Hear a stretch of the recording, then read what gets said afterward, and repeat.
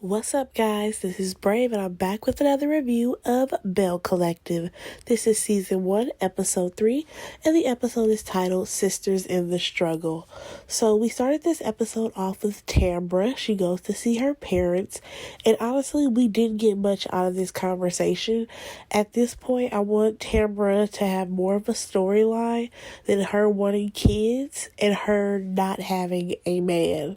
Because the only thing we learned was that she was with her ex for 16 years. And honestly, there's no way I could stick around with somebody for 16 years and never get married. That's just wasting each other's time. So, after that, we do see Antoinette. She goes and sees her dental practice. And her friend, what is her name? Kaylon? Or something like that. Her and Latrice are there. And Antoinette is just talking about how at the party, Letitia was shaming her and her wig, and they have a discussion about people saying that they're such a real person. Because I think Marie said that she was too real to have the conversation with Latrice or whatever. So Kaylon is like, okay, so what does that even mean? So then we have Antoinette and Latrice explaining what that means to this white woman. Honestly, didn't care for that scene at all because they could have cut that one out. Alright, so we next get to Marie. Honestly, I feel like Marie brought all the drama this episode with her family. So we get to Marie, and she's at home with two of her grandkids, as well as her husband, Cedric. We learn that they have been married, divorced, and then remarried again. There's a 5-month-old and a 1-year-old there. The 5-month-old, he has his ears pierced, and I'm like, oh my gosh, what is wrong with these kids, these parents to these children? Like, he's 5 months old, and you're already piercing his ears? Whatever, not my child. So you can tell though that Marie is at her breaking point. Like, she's trying to run her businesses. She's trying to have a successful marriage. She's also trying to have a successful business. She's raising her own kids as well as her grandkids. And she's also financially supporting everybody. That's a lot for one person. So we see her son's baby mother, KK. She ends up arriving to pick up her son, and Marie just happened to ask her, like, oh, when's the last time you talked to Jerez? And she's like, oh, like the last time that I brought him over here. So the look on Marie's face let me know that was probably a long time ago. So he's not active in his kid's life. And then I think Marie asked her, like, oh, so, like, when the baby needs things, like Pampers and stuff, like, are you able to communicate with Jerez that you need these things? And she literally said, no, I just basically come to you for everything. So she don't even deal with her baby daddy. She just come directly to his mama because she know that Marie is going to do everything for her. Like, he avoids his baby mama's calls. I'm sorry, but her son is terrible. So, next thing you know, here goes the doorbell. Tori comes over. Oh, and who is Tori?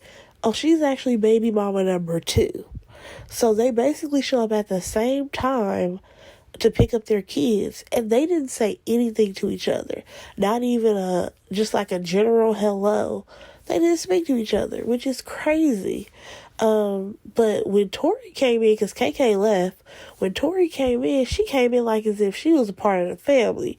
I feel like she was 3 seconds away from opening up the refrigerator to see what she was about to eat. Like, she got all the way to the kitchen to talk to Marie, and she was telling her about how she needs a math tutor. And I'm like, well, are you saying this because Marie is going to get you a math tutor? Or you're just saying this in general? Because Tori is still in college. We've also found out that Jerez is staying with Tori. And Marie tells her, like, I'm taking care of you and these grandbabies, not him. And I just need to know, like, to what extent is Marie taking care of his baby mamas? I really want to know that. So after that, we have Melanie and Latrice. They meet up. They're having a little business meeting about what her product packaging will look like and things like that. And then Cliff calls. He is pissed off because he went to Latrice's job and she wasn't there. So he ends up, Latrice ends up telling him, like, oh yeah, well, we just went to this place or whatever. We're having a little meeting. And he's like, well, I should be there. So she's like, you could come or whatever. But of course, that wasn't like a real invitation. But Cliff, oh God, he shows up anyway. So Latrice's goal is to get her products into stores nationwide, which I feel like is very doable for Latrice considering how successful she was with the vending machines. So when Cliff comes in though, he's like, I'm a little furious right now. And Melanie is like, well, why are you upset? And he's like, because I should be at all the meetings. I'm the VP, all this stuff. And it's like, it's so annoying to see how controlling Cliff wants to be with Latrice's business. Like, this is her baby. She started from the ground up. You didn't believe in it. You need to be a silent partner, because I don't know what Cliff does, but I feel like Latrice definitely knows how to handle her own business. Okay, so we get to Letitia and Marie, and they meet up at Letitia's house. Marie, she felt some type of way about Letitia trying to get her to talk to Latrice, but Letitia's like, no, like, you don't need to hold grudges and things like that. So we then get on Marie and her family life. So basically, Marie's son, he decided to go to school, a school that is 3 hours away from them, even though he has all these kids, right? So she's basically telling him, like, well, I think you should rethink that idea because, you have your kids here. So, I guess he, like, stormed off or something. No, I'm sorry. What happened was, that was one night. The next day, she didn't know where he was, and she asked one of her other kids, like, oh, well, where's Jerez? And they told her, like, oh, well, he getting ready to leave. She's like, go where? Oh, he's about to leave to go to school. So he had already made his decision that he was going to this other school. So she goes and starts recording on her phone, because what her kids tend to do is call her parents, her dad, and basically tell on her. And I'm like, well, what is her grown-ass daddy, y'all grandfather, going to do to Marie? But anyways, she went into his room, and she's like, where are you going? What's happening? Or whatever. So he basically tells her that, he's going to this school, and she tells him, well, since you packing up all your stuff, make sure you get all your things, because you're not coming back here. So he went off on her, and he tried to run up on her, and he was about to hit her, but her youngest son, like, ran in front of her so that he wouldn't hit his own mother. So he punched a hole in her wall, and then he also walked off and punched 2 more holes in her walls. And I'm like, absolutely not. She felt like the way he was acting, he hated her. And, she plays the recording. And honestly, he sounded crazy. Like, I don't even know how she, like, stood there in that moment, because I'm pretty sure she was very much in shock that her son was acting like this. Like, I feel like her son is acting like this because he's made some terrible decisions.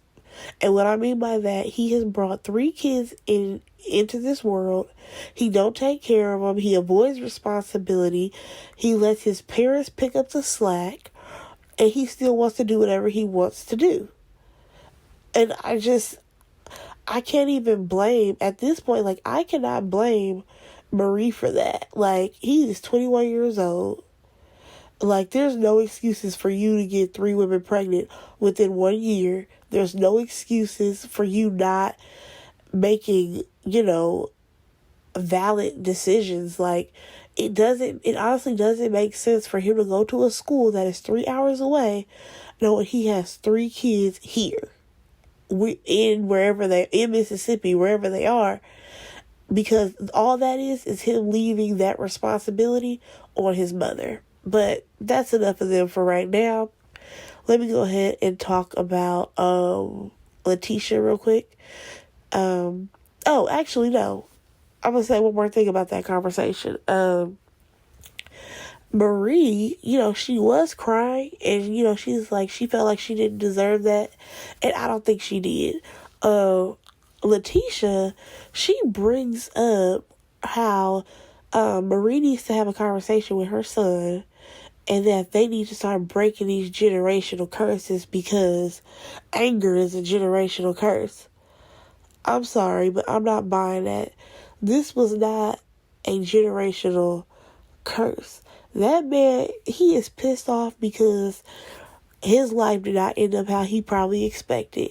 He's pissed off because he don't want to take responsibility for those 3 kids. He's pissed off because his mother is basically telling him, no, you need to go to school closer in so that way you can take care of your responsibilities. That is not Marie's fault. I don't think that was a generational curse. I'm sorry. Not that one. Not that situation. But let me go ahead and go on to the next scene that happened. We do get Tamara and Letitia. They go to the city hall, and she's really focused on getting one certain building, and the people at the city hall, they seem to be super supportive. And after the meeting, Letitia gets emotional about it. It's good to see that she's really putting in effort to make this thing happen. So after that, we see Latrice and Cliff. We learn that Latrice can't swim, and she said that she had serious daddy issues, so that's why she went and got her a zaddy, and that she loves his big belly. And I'm like, girl, okay, if that's what you like, whatever. He says that he's going to teach Latrice how to swim. So she goes and gets a grocery bag and put it on her head to get in the pool. He tried to teach her. It's a fail. So we finally get to Marie again. So she's at home with Cedric, and he didn't come home last night. He says he was at his other house because basically he had a house and she had a house because they had got a divorce. But when they got remarried, he kept his other house. So he says that, like I said, he said that he was there, but we know now that he has cheated on her before. That's actually the reason why they got a divorce in the first place. So Essie comes over. She's supposed to be the mediator between this meeting of Jerez and Marie. So here's the crazy thing. Essie starts off about how Jerez hasn't seen a consistent man in the house. So basically trying to put some blame on Cedric. And I'm like, I'm sorry, but him not saying a consistent man in the house still don't give you no excuse to have all this rage towards your mother, or to have these 3 kids and not be responsible. Those 2 things, I'm sorry, I'm not giving you that. So at this point, Cedric and Essie are kind of going back and forth, and I'm like, this is not even about these 2. Like, how did we get here? So Essie basically told him that he needs to learn how to be a husband. So after that, Jerez comes over, and Marie, she opens up and she's like, I don't feel like I deserve that. But he says that he snapped because he felt like she thought that he should go to Jackson State and he wanted to make his own decisions. But she feels like she should be a part of his decisions because she take care of all his stuff and him, and she take care of his 3 kids. And I completely understand what she's talking about. Like, if I'm taking care of your responsibility at the bare minimum, I need to be a part of your decisions because clearly you don't make good ones on your own. So, after that, so Marie explains that, he shouldn't talk to his mother that way. And he ends up giving his half-ass apology. And then Cedric chimed in and was like, oh, thanks for the apology. And I'm like, Cedric, shut up. Just shut up. So, Marie ends up telling him that he needs to go to anger management and that they need to go to family therapy, and he agrees. So we will see on the next episode how their first session goes. I'm interested to see that. That pretty much wraps up the Belle Collective. Go ahead and like, comment, and subscribe, and I will talk to you guys in the next one. Bye.